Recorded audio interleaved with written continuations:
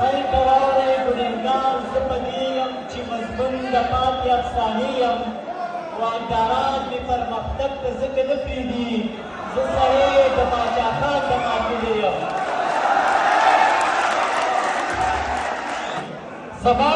د پاکې مینې عقیده باچا خاني ده په سور رنګ سړی کافر کې عجیبه مسلماني ده په دې دې ګرېبار کړم په دې دې زه غدار کړم په دې دې زه مدار کړم په دې دې ګنهګار کړم په دې دې زه غدار کړم په دې دې زه مدار کړم چې زه ژوند غواړم پښتون نه او ته غم غواړې پښتون نه قلم ورله پکار دی او ته غم غواړې پښتون نه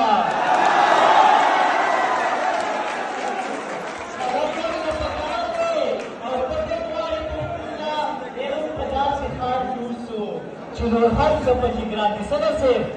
موږ په داسې ښار کې اوسو چې نور هر څه پکې ګران دي خو ډولونه ارزاني ده په سور رنګ سړی کافر کې عجیبه مسلماني ده وسایل مې قبضه کېږي مسایل راته زیاتېږي وسایل مې قبضه کېږي مسایل راته زیاتېږي خدایه دا به څه چل کېږي دا چې اور ته مونږ ګبل دی سواد که د کابل دی دا کور مخی پکې مل دی دی دې لاس دې نه بهر کي بیا د دوی کلي خالي ده په سور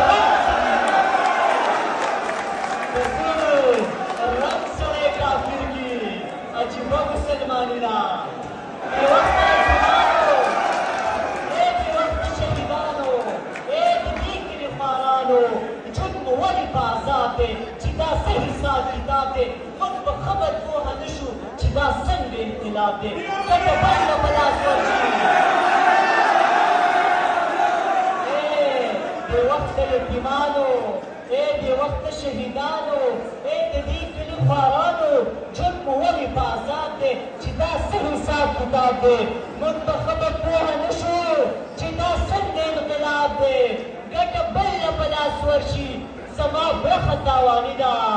په سور رنګ سړی کافر کې عجیبه مسلماني ده لیونۍ مینه پکار ده غرسنۍ مینه پکار ده موږ د مینې جادوګر یو موږ په دې لاره خبر یو موږ د مینې جادوګر یو موږ په دې لاره خبر یو موږ په مسو نه بیلیږو زموږ مینه افغاني ده په سور رنګ سړی کافر کې عجیبه مسلماني ده موږ په مسو نه بیلیږو د ډیورنډ لاین یادېده ته شاید چې موږ په مسو نه بیلیږو زموږ مینه افغاني ده په سور رنګ سړی کافر کې عجیبه مسلماني ده دا چې ځان مې ورته ورک کړ دا چې ځان مې ورته کلک کړ نه په ظلم نه په باران یم نه په دشت نه بیابان یم نه په دشت نه بیابان یم د ښې ورځې په ارمان یم پردی نه یم ستا درمان یم داسې زه هم یوازې نه یم زما هم څوک ارماني ده